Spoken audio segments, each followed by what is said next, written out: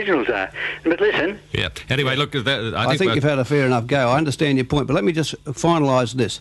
The claims over New South Wales have got nothing to do with Mabo, nothing whatsoever. But the point is that it's a point of aggravation to the average Australian to see monies, which they believe to be their monies, that are provided to the Aboriginal legal services, being spent on claims that are futile and alarmist. Well, some may be, but again, I don't... Well, it's pretty alarmist to hear that they won 2/3 of New South Wales. I know, but I don't think that the serious people who basically are involved in this issue on the Aboriginal side of things are supporting these things, and they've said so. Yep. And therefore, that'll mean, in the end, there will not be big cases and long expenses. Yeah, but I'm simply asking you: do you understand that if the people aren't equipped with the knowledge, and the people are not equipped, you can hear by the first call, they're not equipped with the knowledge, that if they don't have the understanding, that they get a panic? Well, John, it's probably worth telling people that, just to make this point, that native title is a title subordinate to the Crown. That is, where freehold or leasehold has been dispensed in the past, the High Court has held that the native title has been extinguished. Gone. So if you take Sydney, the suburbs of Sydney, the settled areas, the freehold areas of rural New South Wales, Queensland, Western Australia, etc., the native title is extinguished. But can it ever be restored?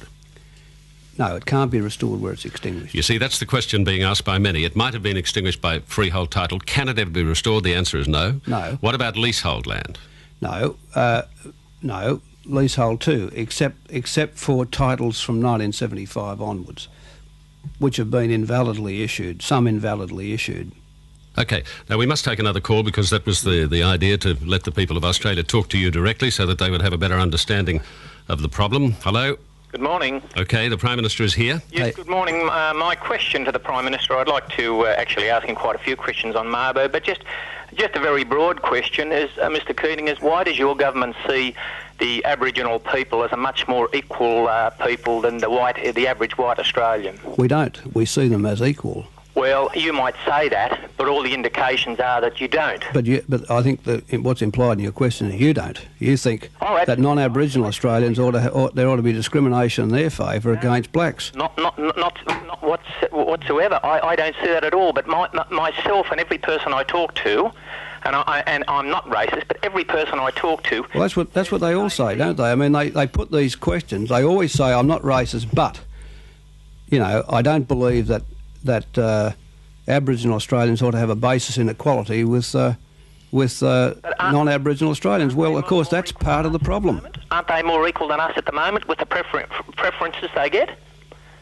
More equal? They were. I mean, it's not for me to be giving you a history lesson. They were largely dispossessed of the land, and they held. I think there's a question over that. Well, a lot of people will tell you that. You're telling us one thing. Well, if you're sitting on the title of any block of land in New South Wales, you can bet an Aboriginal person at some stage was dispossessed of it. You know that for sure, do you? Well, of course we know it for sure. Yeah.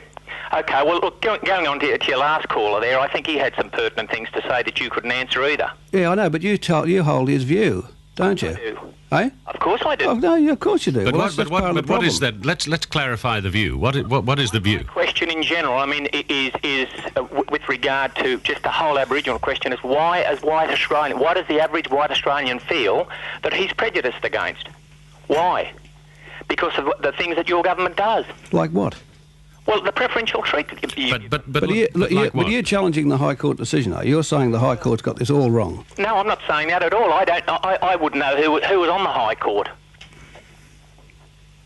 Oh, well, why don't you sign off if you don't know anything about it and you're not interested? Goodbye. Yeah, well, that's your... No, I mean, you can't challenge these things and then say I don't know about them. Well, he's gone. Hello. Yeah. Yes, I'd just like to say I'm of white descent. I think I've been lucky to be born here. We've got good education and everything. The history of our country can't be changed. And, you know, like, we've got good opportunities for education and everything, as have those of black descent. And wouldn't it be good, you know, when we're all older, if we could all look around and say that we got what we've got through hard work, not through court cases? Yeah, well, the point you're making there is what? You don't believe the Aboriginal people will get what they've got through hard work?